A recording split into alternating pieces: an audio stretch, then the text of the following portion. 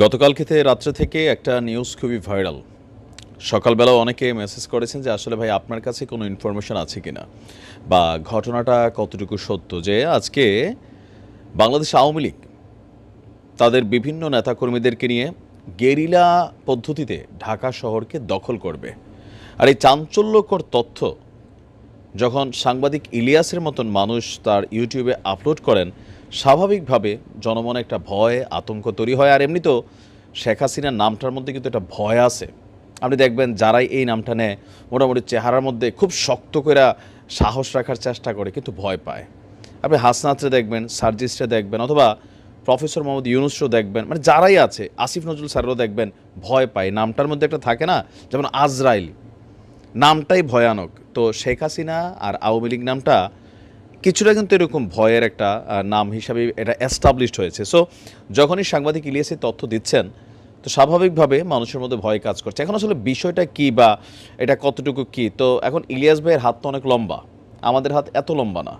তবে টুকিটাকি খবর টবর একটু রাখার চেষ্টা করি। তো যতটুকু প্রেক্ষাপট বুঝতে পারছি যে ইস্কন ইস্যুতে একটা বড় ধরনের কোনো রকম কিছু ঘটতে পারে।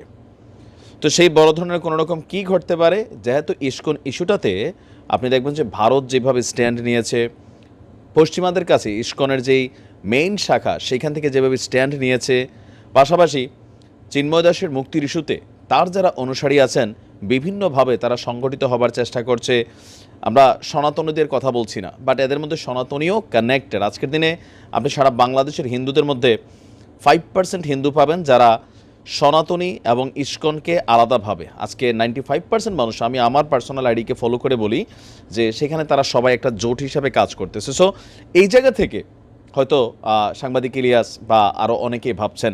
তবে ঢাকা দখল করবে এই কথাটার উপর আমার বিশ্বাস হয় না, কারণ সাংবাদিক ইলিয়াস তিনি অনেক আগেও আওয়ামী লীগ সরকার ক্ষমতায় থাকতো এরকম মাঝে মাঝে সরকার ফালাই দিতেন যে পড়ে যাবে, বিভিন্ন ধরনের তথ্য দিতেন। তো পরবর্তী সময় আমরা অনেক সময় হতাশ হইতাম যে আরে না, ঘটনা তো আসলে মিলে না। সামহাও একটা কী বলে যে মানুষের মধ্যে ওই সময় অনেকে আশা করতো, এখন সবাই ভয় পায়।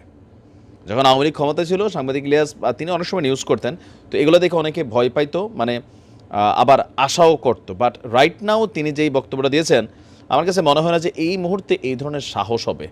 লাইক তিনি বলছেন যে ওনার যে টাইটেলটাতে পুলিশ আনসারের সমন্বয়ে গঠিত বাহিনী নিয়ে সশস্ত্র গেরিলা আক্রমণের পরিকল্পনা আওয়ামী লীগের। তো এটা কি সম্ভব এই মুহূর্তে যে পুলিশ আপনার পাগল না হইলে, উইথ ডিউ রেসপেক্ট সাংবাদিক ইলিয়াস অনেক কী বলে যে জ্ঞানী মানুষ, তিনার হাত অনেক লম্বা, বাট আমরা বাহির থেকে যে প্রেক্ষাপটটা বুঝতেছি এই প্রেক্ষাপটে পুলিশ আনসার একত্রিত হয়ে একটা টিম হইয়া তারা রাষ্ট্রীয় বাহিনী হিসাবে তারা বিদ্রোহ ঘোষণা করবে, পাশাপাশি সেখানে আওয়ামী লীগের গেরিলা বাহিনী এখানে কানেক্টেড হবে, কানেক্টেড হইয়া সশস্ত্র আক্রমণ করবে, ঢাকা শহরকে অচল করে দেবে।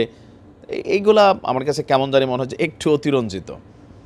এই মুহূর্তে বাংলাদেশের প্রেক্ষাপটে আওয়ামী লীগ ফেসবুকে অ্যাক্টিভ। আপনি হয়তো ভুলে গেছেন, গেল 10ই নভেম্বর একটা ডাক দিছিল না আওয়ামী লীগ, মাঠে কয়জন নামছে দেখেন, 5-7 জন। আর এরপরে আপনি যখন আওয়ামী লীগকে পাবেন মাথায় মাঝে মাঝে কেউ কেউ হেলমেটও ব্যবহার করেন, কেউ আবার মাস্ক টাস্ক দিয়া ঝটিকে একটা মিছিল দেন, যেমনটা বিএনপির সময় আমরা দেখছি, বা শিবিরও, ছাত্র শিবিরকে এরকম মিছিল করে নাই, রাতে 2টার সময় দৌড়ের উপর মিছিল করতো, অথবা শহরের কোনো এক গলিতে হঠাৎ করে এরকম একটা ব্যানার নিয়ে 15-20 জন কর্মী দৌড়ের উপরে মিছিলটা করতে পারে, দৌড়ের উপরে নাই হইতো। তো আওয়ামী লীগের অবস্থাও এখন অনেকটা এরকম হয়েছে যে ছাত্রলীগ বা যুবলীগ বা আওয়ামী লীগই বিভিন্ন জায়গায় এরকম ছোটোখাটো ঝটিকা মিছিল করতে পারেন। এছাড়া এলাকা ভিত্তিক আমি আমার এলাকাকে যদি দেখি, এখানে আওয়ামী লীগের কোনো নেতাকর্মী আসলে রাজপথে নাই। যারা আছেন কিছু মানুষ পদপদবিতে ছিলেন বাট ভালো মানুষ ছিলেন, তারা কিন্তু চুপচাপ এই মুহূর্তে কোনো রকম অ্যাক্টিভিটিস চালাচ্ছে না। তো এর বাহিরে ঢাকা শহরে আপনি এই মুহূর্তে যদি ধরেন হেফাজতে ইসলাম, তারপর হচ্ছে বৈষম্য বিরোধী ছাত্ররা, তারপর হচ্ছে বিএনপি, জামাত ইসলাম, যেই পরিমাণ এনফোর্সমেন্ট পাওয়ার তারা ক্রিয়েট করে বসে আছে, তো আপনার কি মনে হয় যে এই মুহূর্তে আমাদের আইনশৃঙ্খলা বাহিনীর একাংশ তারা, তারপর হচ্ছে যে আনসারের যেই টিম আছে তারা সশস্ত্র বিদ্রোহ করবে? এগুলো আমার মনে হয় যে পুলিশ ভাইদের প্রতি মানুষের একটা ধারণাটা নেগেটিভও কিছুটা হয়ে যেতে পারে, বা পুলিশের একটা টেনশনে থাকতে পারে। কারণ সাংবাদিক ইলিয়াস যখন নিউজ করেন সামহাও কোনো ইনফরমেশন থাকলেও থাকতে পারে। তো এই ধরনের অ্যাক্টিভিটিসের বেলা কী হবে, উপর মহলে হেড দিকে তাকাবো কি, আর যারা ধরেন একটু আওয়ামী লীগের সময় আওয়ামী লীগ মনা ছিল তারা আরও টেনশনে পড়বো, যারে কোথা থেকে কী নিউজ আসে আমাদের দিকে এরকম তাকায়, আনসারের মধ্যে এরকম কিন্তু একটা ঝামেলা পাকাবে। তবে আজকের দিন আমি যখন নিউজটা আপলোড করছি একদম সকালেই করছি, তো দেখি সারাদিন কি হয়। বাট আমার পারসেপশন বলছে ওই ইস্কন ইস্যুতে আন্দোলন যেগুলো চলমান সেগুলো হবে।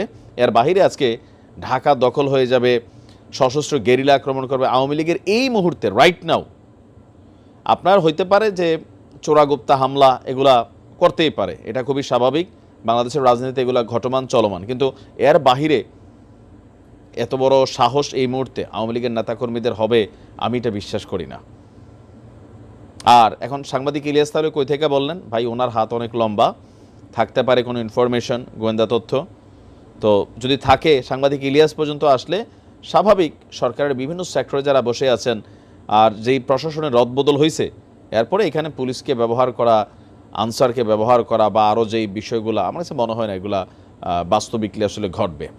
তো না, ইলিয়াস ভাই মাঝে মাঝে এরকম বলেন, আজকে না অনেক আগে থেকেই বলেন, তো বেশিরভাগ সময় এগুলো মিলে না। তো এবার মিলতেও পারে নাও মিলতে পারে, বাট পরিস্থিতি বলছে আসলে মিলবে না। যাই হোক, তারপরেও তিনি যেহেতু বলছেন আমরা আজকে সারাদিন দেখি কি ঘটে না। ভালো থাকবেন।